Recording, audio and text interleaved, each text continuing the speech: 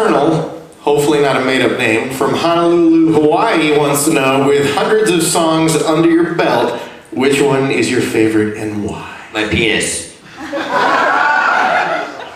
Good internet answer to an internet question. For me, it's like whichever. There's certain ones when you're playing them live, they have, they resonate with the crowd or whatever. But at the end of the day, each song is like your child, and you can't really tell them which one's your favorite. But we all have a favorite. The other songs will get pissed. All right, this one's from Laura Urban, New York, New York.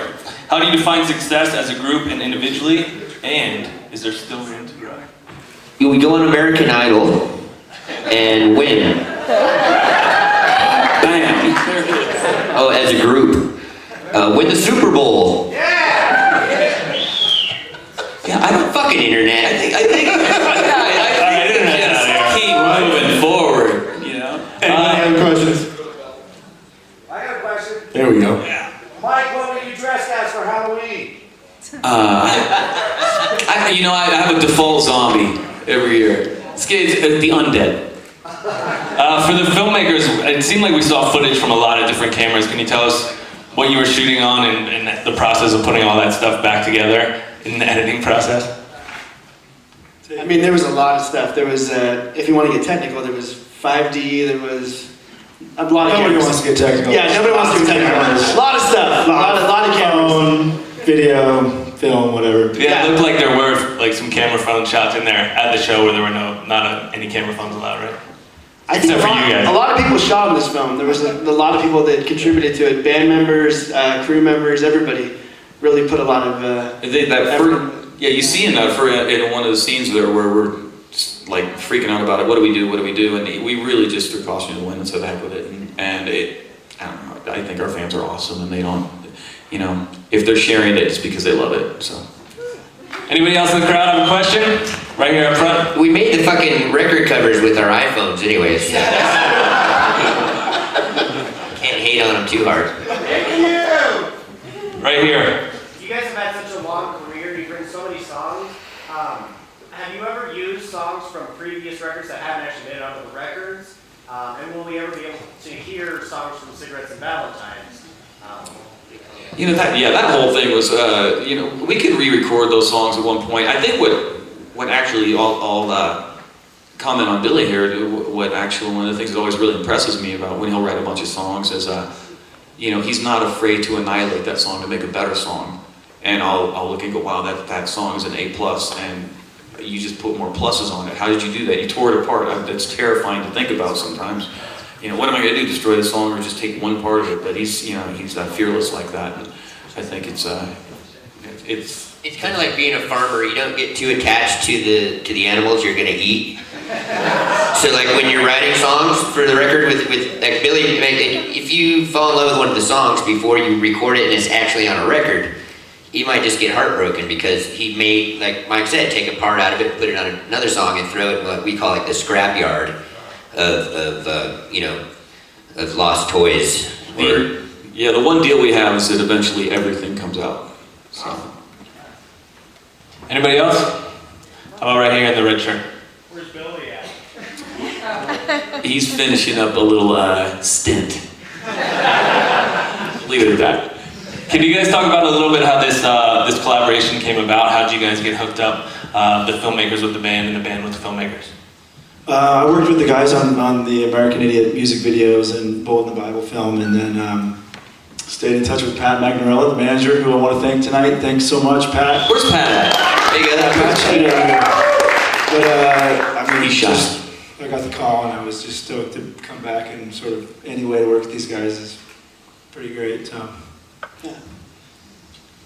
The two. Pretty much what you said. We have the same name and we think alike. This might be a little bit weird, but do you guys build a lot of stuff together? Because I saw the half pipe and the stage. Is that something you guys do? It was the fun. The half pipe was one thing that Billy really got under his skin. He's like, I want a half pipe. I'm going, yeah, you're 40. Let's do it. It's probably a really fucking bad idea. Let's do it. Who broke their ass on the half pipe too? There's a record store, in Oakland. We built a little club back there and played it the next day. And I don't know, you just homemade longboards. projects. whatever you can get into, I think you create something. A girl robot. Make a mess. You get one life. Make a big fat mess and have fun with it. What was the approach to the film? I know you guys have backgrounds in surf films. What did you bring from that background to making this sort of rock and roll film? It was fun. When we first met, we talked about some surf films, so that was sort of the inspiration. It was like, let's not make a rock doc. Let's make something that's just lifestyle oriented, lets the music tell the story, and I mean, these guys are entertaining enough, so it's just like, let them do the work and not fuck it up, really. That was the main thing. Yeah, I think the framework was lifestyle, fun, and spontaneity. That was just all we were trying to go for, and the music, obviously. But. And then on our side of it, some of the reasons that we picked you guys is because you're not douchebags. First and foremost. And then you gotta like spend a year making like a documentary, and like basically you have to kind of forget there's cameras around. And these guys are really, really good at that. They're not douchebags. Anybody else in the crowd with a question? Why Aspen for the world premiere? Why Aspen for the world premiere? Sex games. How about the one way in the back in the black here that I just saw? So I think you guys like ping pong. Who's the reigning champ? Pretty much him, but Jason White's between me and Jason White. The guy beat Serena Williams for I don't think we're gonna be beating Serena again. I heard I just saw an iPhone commercial with her and her sister playing ping pong. It's on. Yeah, she got schooled once. Never again. She's gonna chew us up and spit us out. That was a joke at one point, though. I think we could have made a whole entire film about just ping pong games because we had a lot of footage of ping pong games. It's gonna be Cinco. Have you ever beaten Serena Williams at a sport with the word tennis in it? My Table tennis. How about right here in front? Why did you write Amy? Billy wrote that.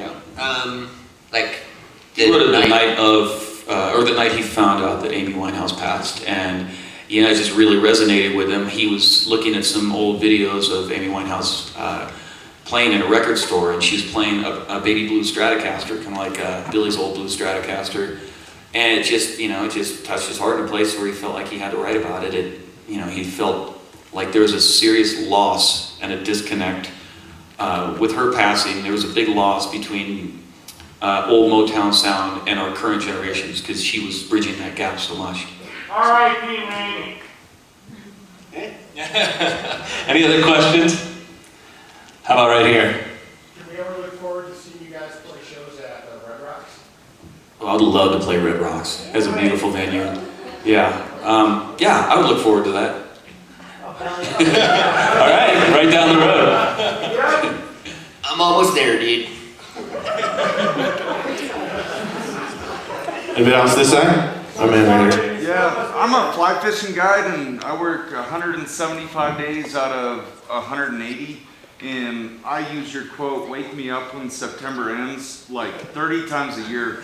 Where's the... Wait, what universe do you live in where you have a 180-day year? Right here in the Roaring Fork Valley, That's pretty cool. Yeah. Do you hibernate? Snowboard in the winter, but Same thing. skills to pay the bills.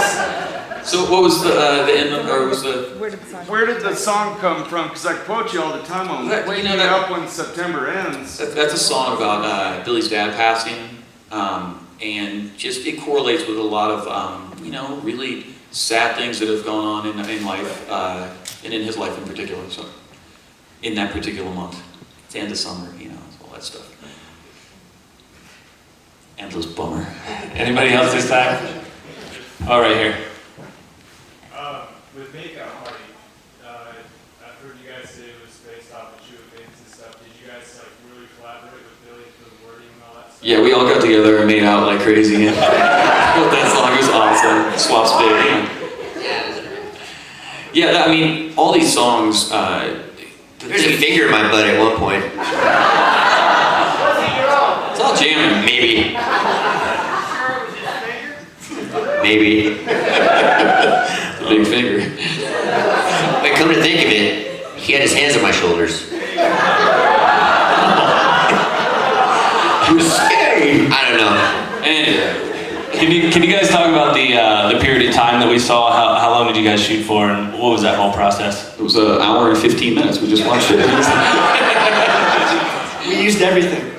We used our Broadway experience to just bring it to life. In one These guys can probably answer more than that since they saw the. Well, I just say the fly fishing guy, out of the 180 days, these guys work 180. I hope you got out of the movie. These guys are the hardest working band I've ever seen. It's impressive just to see what they do every day. They go into the studio, they work their ass off, and they want to be better, and it's cool. So I hope we captured that. But 180 out of 180 right here. So you got to put your time in. I know we practice about 5 days a week for all this, and we don't really take.